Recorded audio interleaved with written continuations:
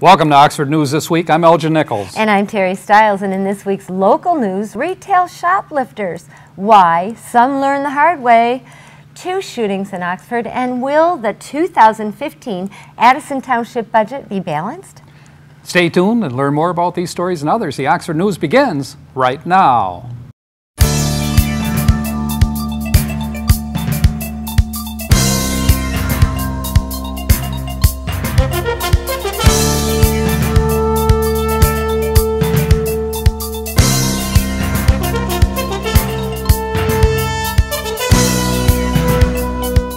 Oxford Police and EMS made another emergency run to the Red Barn subdivision last week, but this time the end result was a success. In November, you will recall that the home of Darren Gainley, with a tragic result of finding Gainley and his 7-month-old daughter deceased in that area.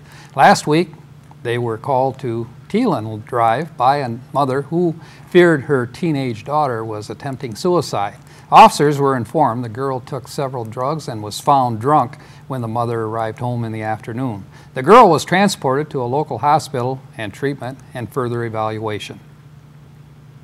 As is not unusual this time of year, Oxford police were kept busy over the holidays with another complaint of a discouraged young man who had been drinking and started to destroy his parents' home. When officers arrived, they were able to defuse the situation and transported the man to a local hospital where he did agree to treatment.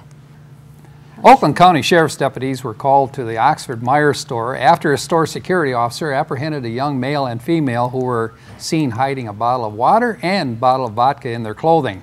After walking by all checkout terminals without paying, the pair left the building but were stopped by the security guard. Total value of the merchandise: water bottle, $4, $18.50 for the vodka, and the store did press charges.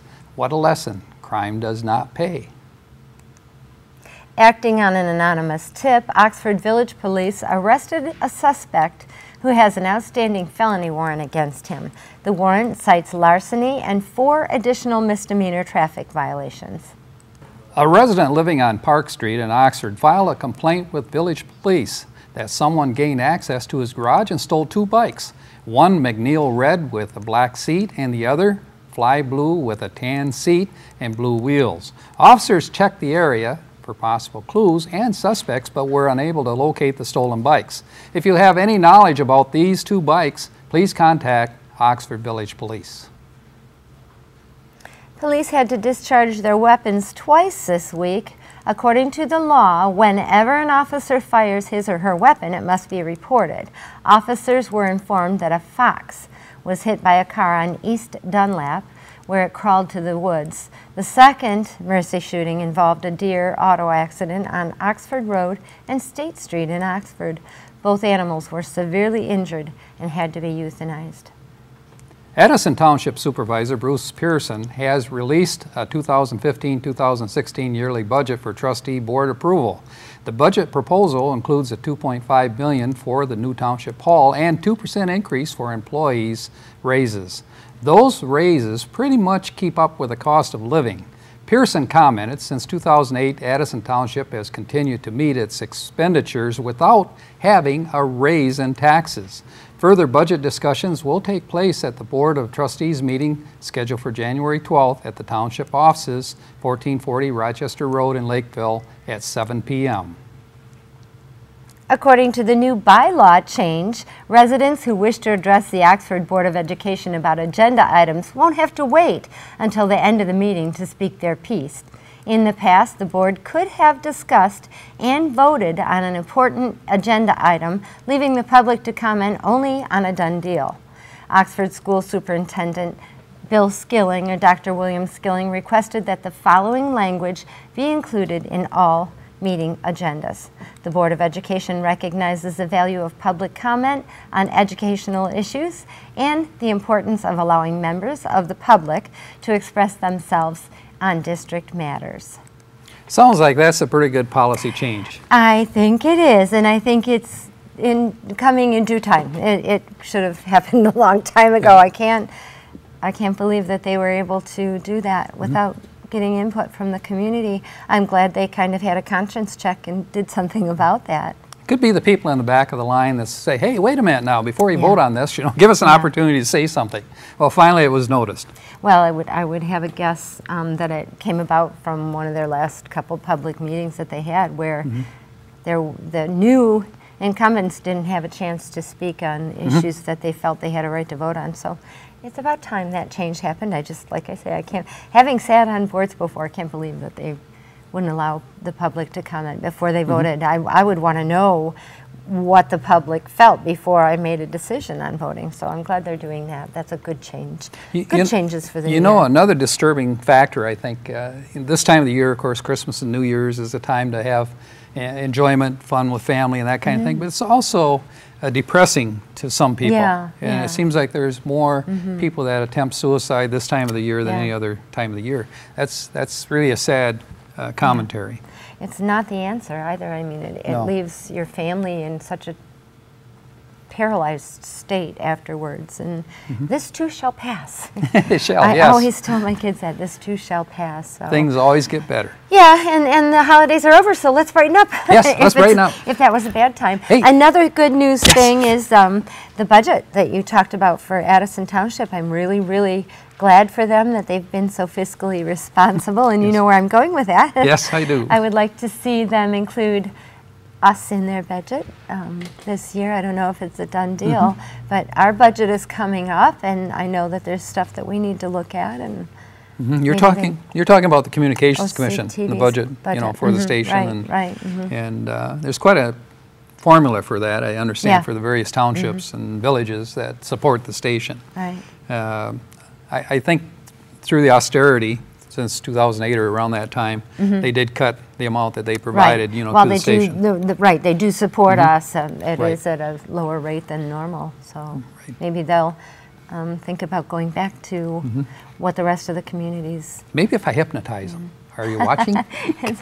I'm glad they're doing good out there. It was really encouraging to see that their building department is getting phone calls, which means people are building out there. And having lived out there, I'm not sure that the residents are that thrilled about it, but that does mean a better revenue for them. Yeah, you have to be progressive, obviously. Right. Another thing too, I stopped by the police department in the village of Oxford, and I had a discussion with the individual that was in the 911 station at that time, and it was explained to me that there's a number of things that are turned in or found or repoed by the police department, and they sit in, I understand, in a storage area right now.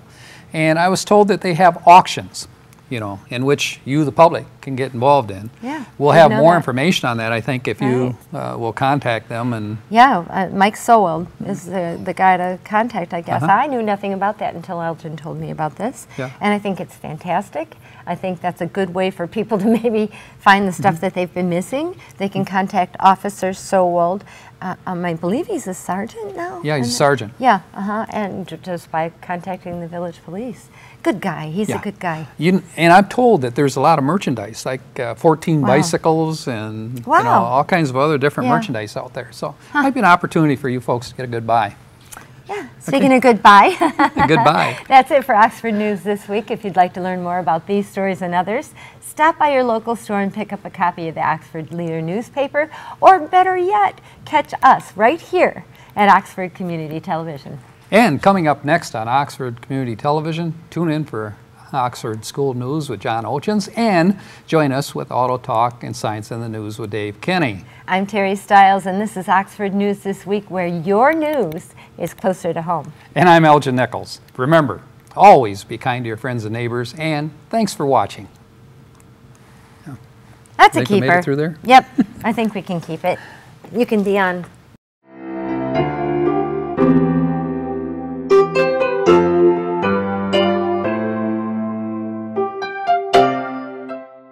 I would love to have all the local World War II veterans on my life. Just think about it. These folks were born around World War I, grew up during the Depression and Prohibition, and then went to fight for us in Europe and Japan. What great stories they could share. What examples they are. What inspirations. Some of them and others are coming up on my life Monday through Friday at 10 a.m. and 5 p.m., Saturdays at 10 a.m. If you have any suggestions, please call us at the station. We'd love to hear from you. This is John Ochins. Join us on Oxford Community Television, keeping it local. Welcome to Science in the News. I'm Dave Kenny, and these stories are taken from the publication New Scientist. In our first story, turn down the lights. It seems sloths and other xenarthans, like armadillos, lack color detecting cells in their eyes, making them completely blind in bright light. The condition arose early in this group's evolution, maybe because early xenarthans lived underground, like mole people. In our next story, in space, after discovering water ice, organic compounds, and an iron core on the innermost planet, NASA's Messenger orbiter will make one last thruster boost on January 21st. Engineers expect the 120-second engine burn to give the craft an 80-kilometer lift that will keep it aloft until March. But before then, as Messenger swoops low over the planet, it will heat up to 185 degrees Celsius, and the metal solder holding some of the instruments together could melt. In that time, the craft will get an unprecedented view of Mercury's pockmarked surface, capturing data on its gravity field, crater contents, and surface makeup. Because of the planet's uneven gravity, the site of Messenger's eventual crash landing is uncertain. But it will likely land on the far side, where it will be out of view until 2024, when the European Space Agency's Bepi-Colombo mission arrives. To mark its impending demise, the Messenger team is running a public contest to name 5 of Mercury's craters, so get your suggestions in, folks. In our next story, the Summer Olympics may be a distant memory, but the World Mind Games are something altogether different, seeing international memory athletes flock to China to compete with brain instead of brawn. The extravaganza of mental muscle finished in Beijing, China on December 17th, with Russia emerging as the big winner.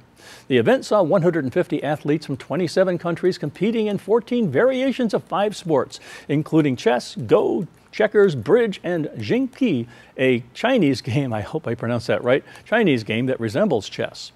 Russia topped the medal table with 6 golds, 5 silvers, and 1 bronze, with the Chinese team coming in a close second.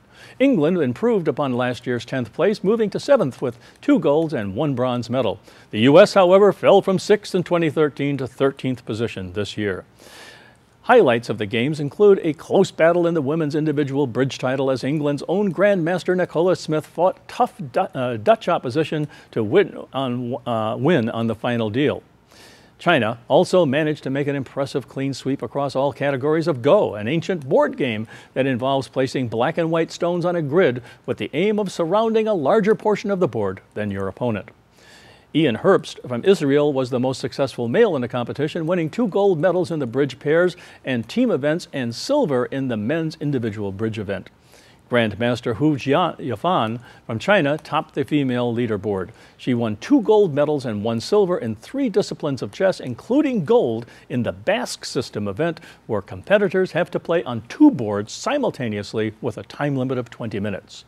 The 20-year-old says she's been playing chess since the age of 5.5 and is currently number 2 in the World Chess Federation rankings of female players. As with all professional sporting events, all athletes had to abide by the World Anti-Doping Agency's rules and prove they were not using any cognitive-enhancing drugs to improve their memory or concentration.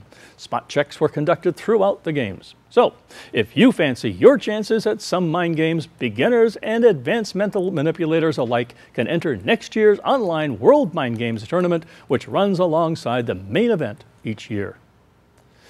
On the medical front, want to give up smoking in 2015? Well, we might have just the thing. Cystine, a plant extract, seems to be better at helping people quit than nicotine replacement patches and gums. Cystine, an alkaloid extract from the laburnum tree, has been used as a quitting aid in Eastern Europe since the 1960s, but is largely unknown elsewhere. This is partly because clinical trials in the 1960s and 1970s in Eastern Europe do not meet current U.S. and European standards. A team at the University of Auckland in New Zealand has carried out a fresh trial.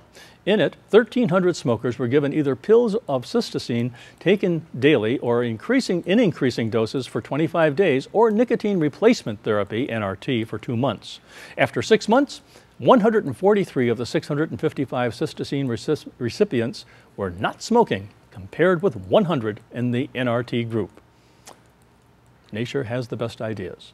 Well, that's it for this edition of Science in the News. I'm Dave Kenny. Stay tuned to Oxford Community Television, and we'll be right back.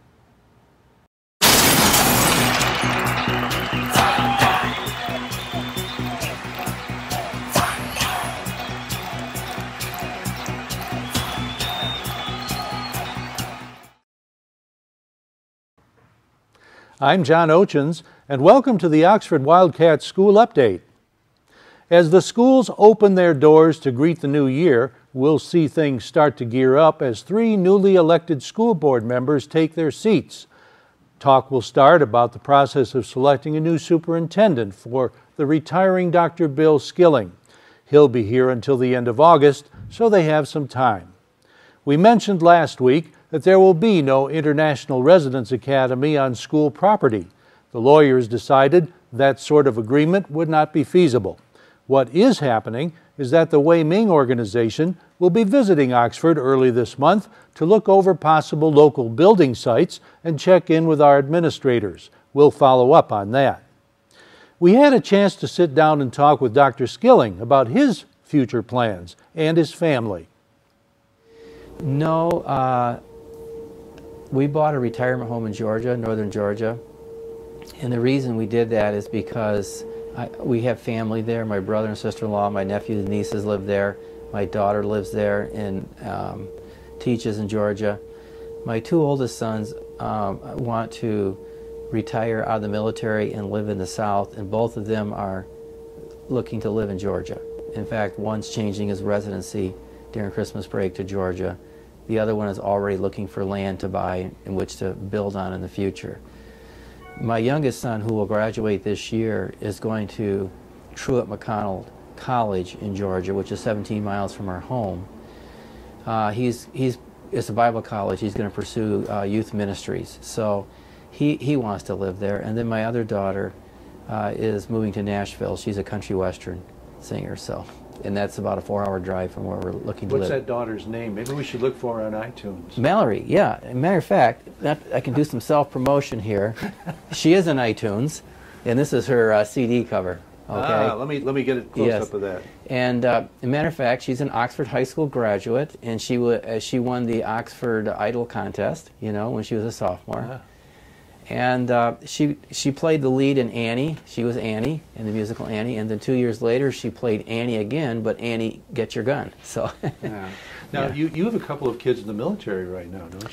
Yes, I have 2. Matter of fact, my one son is over in Afghanistan right now in Bagram. He's an offensive space program, and he works with special forces over there. So, and then I have another son who's also been to Afghanistan, and he's a Black Hawk pilot and with 101st Airborne.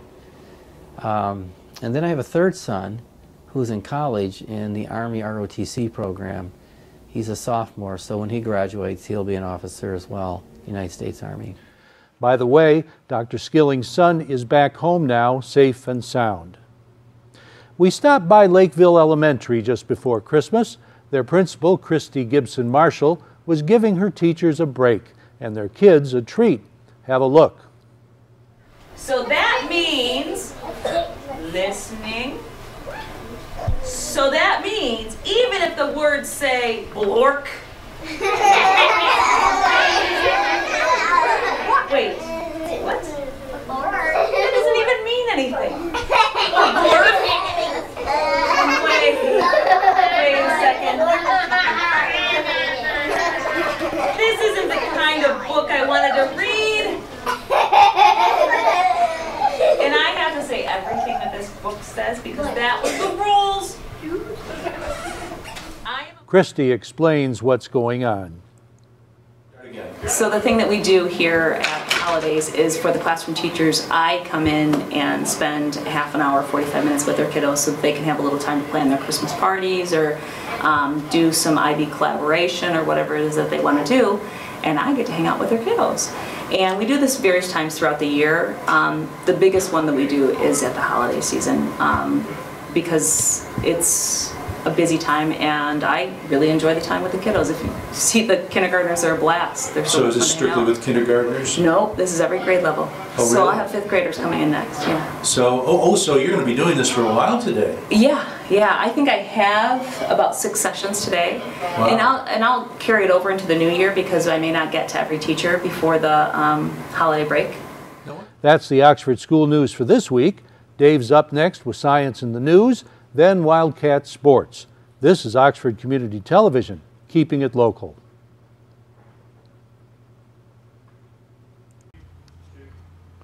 Welcome to this edition of Auto Talk. I'm Dave Kenny, and these stories are taken from the publication Automotive News.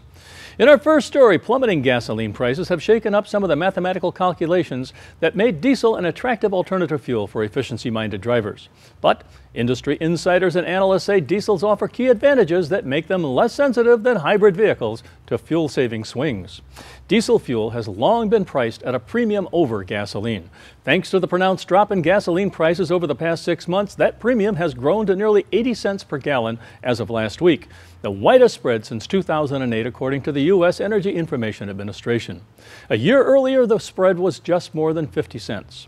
Diesel prices have fallen too, but not nearly as fast as gasoline. As a result, diesel buyers have a tougher time squeezing out enough fuel efficiency gains to offset the added upfront cost of a diesel powertrain, which can add thousands of dollars over the cost of a comparable gasoline vehicle. Diesel shoppers, like hybrid shoppers, tend to do more research before they make a purchase, says Dave Sullivan, an analyst with Auto Pacific. When the math doesn't make sense, these savvy consumers tend to either buy something else or wait to see what happens. The dynamic is important to watch, especially for European brands such as Audi, Volkswagen, and Mercedes-Benz, which have made diesel powertrains a core part of their lineups. But while the latest clean diesel vehicles have been positioned as fuel economy leaders, analysts say core buyers are attracted by other attributes such as higher torque, longer driving range on a tank, and in the case of trucks, better towing capability. The fuel savings are great, and that's a big draw, says Alec Gutierrez, senior analyst with Kelley Blue Book, who estimates that diesels will have accounted for about 3% of U.S. light vehicle sales in 2014. But diesel can be more enjoyable driving experience. You have that low-end power, and especially with trucks, that torque comes in handy when you're talking about towing, he says. Bob Hegblum, head of the Ram brand, says that the widening diesel-gasoline price gap hasn't softened demand for the brand's hot-selling light-duty diesel pickup. We're still seeing fantastic sales numbers, he says. But he concluded it's a tough time to ask that question. December is the largest month for the year for truck sales. Hegblum says consumers have waited so long for a light-duty diesel that there's probably some pent-up demand that Ram is working through. In September, the brand said it was increasing eco-diesel production mix to about 20% of all Ram 1500s. Gutierrez said the fuel price gap mostly affects the car market, in which buyers are more likely to base their math on fuel savings. At current prices, that math doesn't work in diesel's favor. For example, a 2015 VW Jetta owner could expect to save about $134 a year in fuel costs by choosing the 1.8-liter turbocharged four-cylinder gasoline engine over the Jetta TDI. A year ago, when gasoline and diesel were closer in price, the TDI owner would have come out ahead by about $13 a year. Volkswagen was averaging more than 7,000 diesel sales per month this year through August, and VW ran special promotions on TDIs during the spring, but has had diesel sales fall to around 5,500 a month from September through November. Still, some Volkswagen dealers say the core diesel customers are sticking with them. Paul Tabola, general manager of Orosman Volkswagen in Bethesda, Maryland, says he hasn't changed his strategy of selling diesels, which account for 30 to 40% of monthly sales on average. He says his customers from the affluent Washington suburbs are more Eurocentric and prefer diesels regardless of the fuel price. I think the selling attributes are that you can go so far in a tank of gas, and the people who buy a diesel feel like they can go 300,000 miles, Tabola said.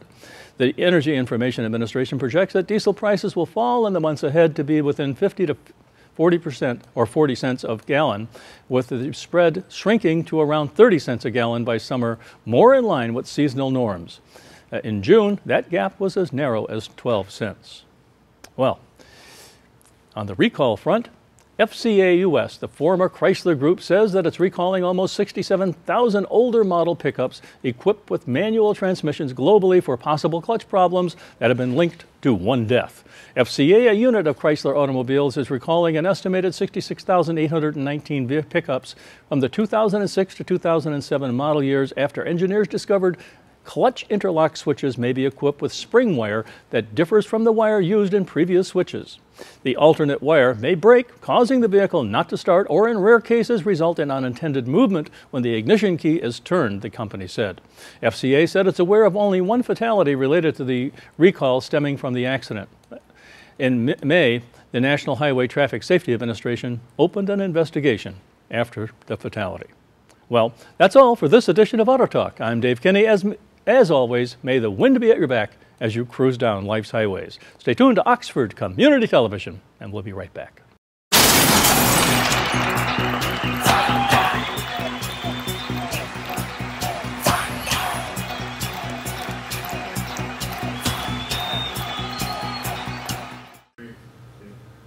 Welcome to still another segment of the news we call your weekly calendar of events, where we feature your weekly calendar of local Oxford and Addison community events, including charity, special fundraisers, and general community information. Now, if you or your organization would like help to get your message out to the public, contact us for detailed information at our studio phone number at 248-628-9658, or you can go to our website at occtv.org. Canine Stray Rescue League of Oxford has a dog adoption day every second Saturday of every month from 11 a.m. to 3 p.m. at Pet Stuff, Harvest Time in Oxford, corner of Drainer Road and M24. If you would like a loving, furry little addition to your family, such as a puppy, Canine Rescue has just the little critter for you. You can also check in Canine Stray Rescues League's website and view pictures of pets for adoption. Go to www.dogsaver.org. Alcoholics Anonymous has meetings every Monday, every month, and meetings begin at 7:30 p.m. Just go to the Oxford Free Methodist Church, 790 South Lapeer Road in Oxford. If you feel you may have serious alcohol or drug-related problems, you can talk confidentially with the church's pastor and get help and support. Wednesday, January 14th, 6:30 p.m. The early days of radio will be presented at the Oxford Public Library by Al and Dave Eicher from Program Source International. Broadcasting provides creative opportunities and new ways to explore communications. Oxford, Michigan, as most folks know, was the home of Brace Beamer, who for 13 years was a radio voice for the Lone Ranger. For you folks in Oxford, you will certainly enjoy the unique presentation, and for more information, just call 248-628-3034, the Oxford Public Library. The local public library also wants to remind you, all Oxford Middle and High School students, the last day to enter into the teen essay contest is January 17th. Essays should be between 500 and 750 words, entitled "The Way We Will Work," with a focus on what you believe your future in the work world will be like, such as jobs, conditions, and so forth. The library will award cash prizes to winners, and their essay will be featured within a museum historical collection. For more information, just call 248-628-3034. And remember, the absolute deadline date for those entries is January 17th, 2015. Now, we at Oxford Community TV would like our television viewing public to learn more about your club or organization's special upcoming event or charity. So if you would like to get your special event mentioned on our television show, call us at 248-628-9658 or go to our website at occtv.org. Just one final reminder. You can locate our OCTV program schedule by going to our website, occtv.org, and clicking on Schedule. There you will find a list of OCTV broadcast programs, dates, and times. One program I truly recommend is Bill Service, who always has interesting local and stories on his interviews on Our Community Access program. Just check it out. This is Oxford Community Television, OCTV. I'm your host, Elgin Nichols. We invite you to join us again for the next segment of your weekly calendar of events.